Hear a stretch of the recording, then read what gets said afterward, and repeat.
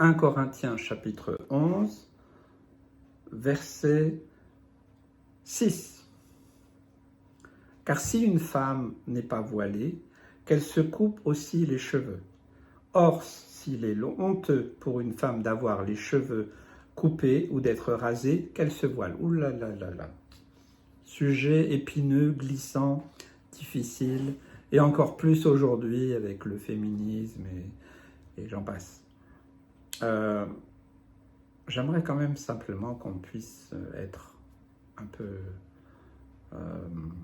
attentif et pas tout, voilà, pas jeter le bébé avec l'eau du bain. Dans quel contexte Paul parlait? Alors bien sûr, hein, il a ouvert pas mal d'églises, d'assemblées locales, il a donné une doctrine et puis certains principes bibliques, ok, mais sachez que une grande majorité des premiers chrétiens étaient des juifs. Il ne faut pas l'oublier. Et dans la tradition, dans la vie des juifs, eh bien, ce que beaucoup ne savent pas, c'est que pour un juif, la chevelure d'une femme, c'est comme une partie intime. Voilà, renseignez-vous, regardez. Ce qui fait qu'elle doit être voilée, parce que c'est réservé uniquement dans le cadre de l'intimité. Vous savez, il existe énormément de cultures, voilà, de traditions des fois. Alors après, je ne suis pas en train de dire que ça doit prendre le dessus sur la parole de Dieu, non. Mais je donne un contexte quand même historique et aussi religieux. Donc, c'est pour cela que, eh bien, chez les Juifs religieux, eh bien, il y a ce trait particulier, mais aussi beaucoup de Juifs qui, par habitude, voilà, parce que dans la pensée juive, la chevelure, c'est quelque chose d'intime. De même que les femmes ne vont pas montrer leur poitrine, et le reste aussi, comme les hommes d'ailleurs, oui, parce que c'est une partie intime.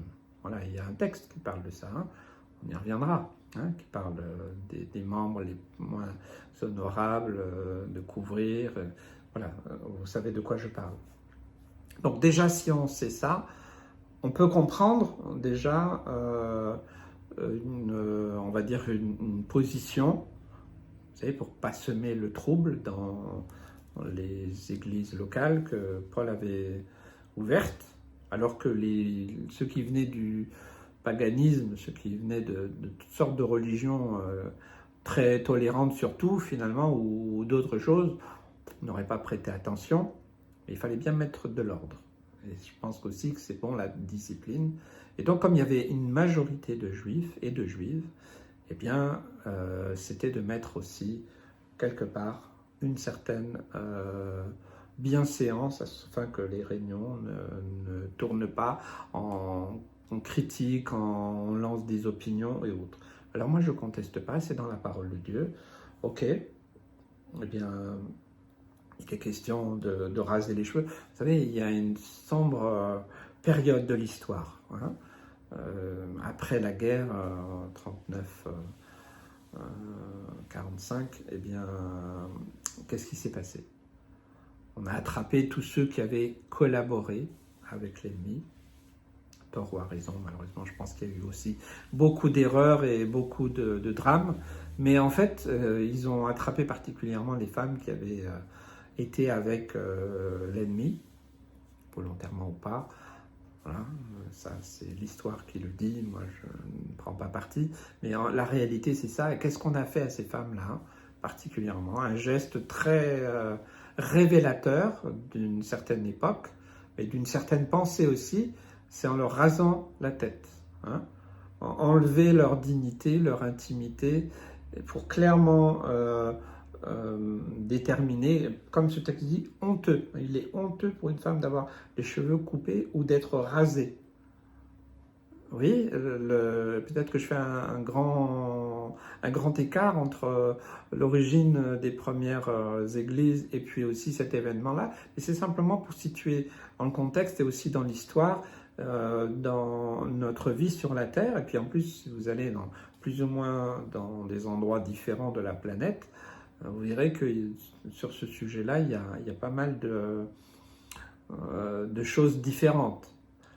Alors, jusqu'à quel point les traditions et, on va dire, l'empreinte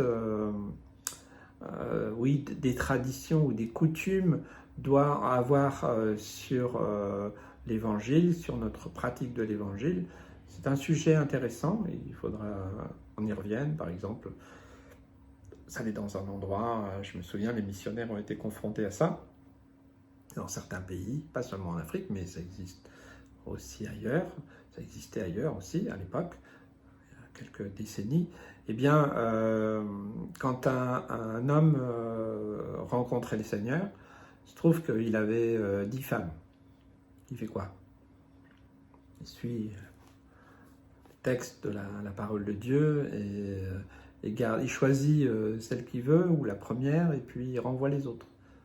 Mais il peut, en faisant cela, les exposer à la misère, à la famine, et puis aussi au déshonneur. Et des fois, on prend des raccourcis, mais il y a des choses bien plus simples. Je pense qu'il faut prendre soin. En tout cas, moi, j'ai eu à répondre aussi une fois. Non, tu dois peut-être, oui, choisir une femme pour être avec, mais les autres, tu les abandonnes pas. Tu dois prendre soin d'eux, veiller à leur bien-être, prendre soin des enfants, parce que voilà, c'est normal. Donc, vous voyez, il faut faire attention, hein, de ne pas prendre la lettre qui tue, qui condamne, qui juge, qui rejette, mais toujours avec cet amour et cette compassion pour chaque âme. Donc, c'est un principe, et puis aussi la couverture, être couvert, eh bien, c'est aussi par rapport au ciel. Il y a un autre texte qui parle de ça, hein, par rapport aux anges même. Voilà. On sait qu'il y a eu aussi au début de l'humanité des anges qui sont déchus, qui sont devenus des démons, mais qui ont vu que les femmes sur la terre étaient belles. Hein. Et il y a un texte qui en parle de ça, et c'est là qu'il y a les fameux héros de l'Antiquité, puisqu'il y a eu, on va dire, des naissances entre des femmes sur la terre, créées par Dieu, et des êtres diaboliques, hein, voilà, démoniaques. Et ça a produit ce que ça a produit. Donc, ça c'est un autre sujet, mais j'aimerais dire qu'il y a des principes spirituels, que ça nous plaise ou pas. Quand on lit la définition, la composition et comment est le royaume de Dieu, le ciel, et on se rend compte que tout est en ordre, qu'il n'y a pas de désordre, et qu'il y a certaines choses, des valeurs qui sont là. Aujourd'hui, voilà, il est interdit d'interdire, faut apprendre à tout haïr, la tolérance, et puis on bafoue les racines chrétiennes de notre pays, de l'Europe, et tout ça, ça aura des conséquences, hein, ne vous inquiétez pas, hein. On paye certainement même les conséquences de tout ça. Donc, c'est simple, il y a aussi une question de respect, une question d'autorité, hein, on pourrait en reparler. Quant aux autorités, quelles sont les autorités? Il est question des autorités, des principautés, des dominations. Ça aussi, ça va être clair, mais beaucoup de chrétiens ne comprennent rien ou ne cherchent pas à comprendre qu'il y a des réalités spirituelles aussi, et que nous, en tant que création de Dieu, eh bien, nous devons aussi respecter certaines choses qui sont du domaine du divin. Hein. Voilà, peut-être qu'on n'a pas conscience de tout. Il y a aussi des choses qui viennent aussi. Les premiers chrétiens étaient tous juifs. Voilà, et il y avait certaines traditions qui n'étaient pas forcément mauvaises. Paul les connaissait et lui, il les a reliées clairement à un respect de la parole de Dieu, de la prière. Et je crois qu'il faut simplement accepter aussi certaines choses sans discuter. Vous voyez, moi, je ne suis pas du tout vieux jeu, ringard, très ouvert. Voilà, il n'y a pas de tabou, rien, mais je pense que après, ça doit être une conviction personnel, intérieur, on ne peut pas forcer. Voilà, moi je sais que un jour, une femme est venue d'un autre milieu très légaliste, elle est venue avec un foulard, et puis à la fin de la réunion, elle est venue me voir, elle me dit mais qu'est-ce que c'est ça dans votre assemblée, il y a des femmes qui prient sans être couvertes, c'est une honte, moi je ne vais pas rester là. Je dis écoutez, moi je prêche la parole, voilà, je donne les principes bibliques, mais après je ne gère pas la vie des gens. Hein. Et puis vous savez, une femme peut avoir le voile, la robe longue, pas de maquillage, et j'en passe, l'image des fois qu'on donne ou qu'on a donné à une certaine époque, mais avoir un très fort esprit de séduction ou d'impureté. Donc vous savez, Jésus il a dit très clairement, hein, ce qui souille l'homme, hein, c'est pas ce qui rentre, c'est ce qui sort. Donc qu'est-ce que nous avons en nous? Donc, eh bien, moi j'ai dit, écoutez, si vous ne respectez pas, si vous n'êtes pas capable de respecter les sœurs qui ont la conviction personnelle qu'elles ne fautent pas vis-à-vis de Dieu et qu'elles sont à l'aise, découvertes, moi ça ne me dérange pas. Maintenant, les sœurs qui pensent que c'est biblique et l'ont compris elles-mêmes et que pour elles c'est important et qui sont couvertes, eh bien, je les respecte aussi. Vous voyez, on ne peut pas balayer comme ça et opposer les gens. Ce n'est pas le lieu d'une assemblée locale. Nous avançons tous, voilà, quand on comprend, des fois on ne comprend pas. Moi, je n'ai pas tout compris, hein, voilà, et j'ai encore beaucoup de choses à apprendre. Mais c'est pour ça que nous devons nous respecter les uns les autres. Dans une assemblée locale, c'est là où eh bien, c'est difficile parce qu'on n'est pas tous, on n'a pas tous compris les mêmes choses, on n'a pas tous vécu les mêmes choses, mais au contraire, c'est une richesse. C'est qu'on peut respecter l'autre, aimer l'autre, vouloir le meilleur pour l'autre, et puis on lui dire, oh, tu sais, ma sœur, tu devrais mettre un foulard, mais elle va dire, pourquoi? Non, voilà, elle va se sentir agressée, et je la comprendrai. Au lieu, peut-être, si vous avez la conviction que c'est vraiment biblique et que c'est ça, Seigneur, merci de lui montrer à ma sœur, je l'aime, Seigneur Jésus, ce que tu m'as montré, voilà. Avoir un discours totalement différent, mais pas dans le jugement, pas dans la condamnation, pas dans il faut, je dois. Moi, ça ne m'intéresse pas, ça. Ce type d'évangile ne m'intéresse pas. Donc, je prêche la parole.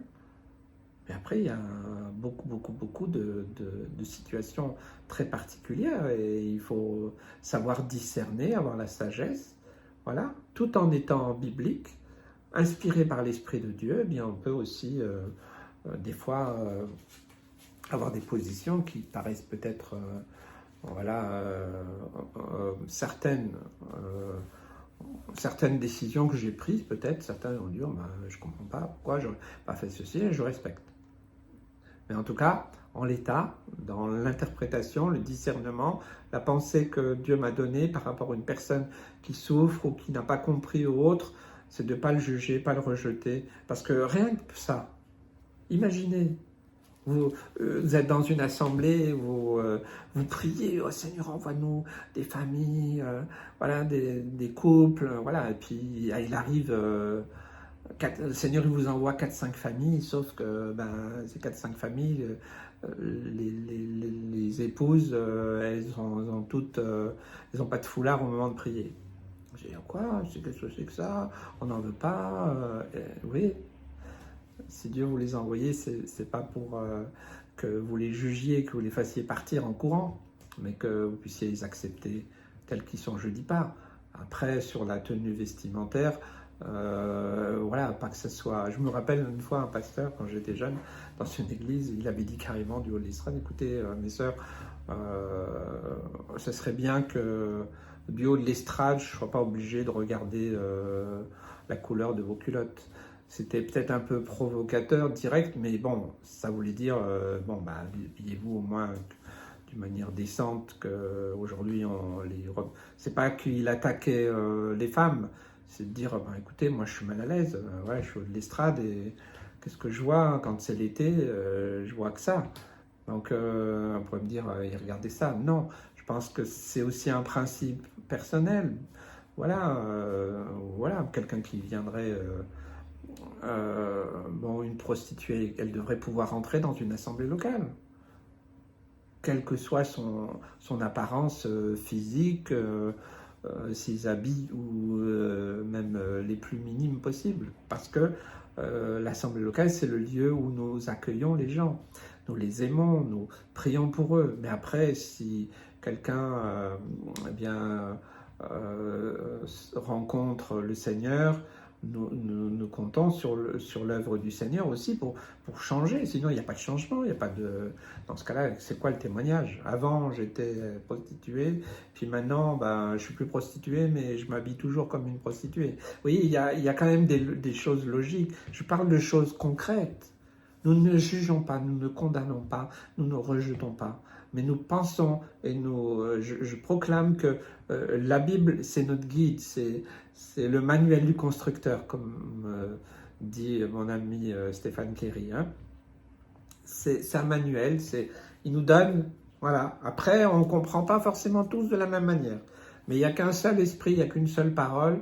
Mais Dieu est patient avec chacun de nous. Soyons patients, soyons pleins d'amour, de compassion, ne jugeons pas, ne condamnons pas, et le Seigneur fera son œuvre. Donc voilà, il faut aussi connaître le contexte. Des fois, on ne va pas plus loin. Voilà, chez les Juifs, la chevelure, c'est comme une partie intime, et c'est réservé au couple.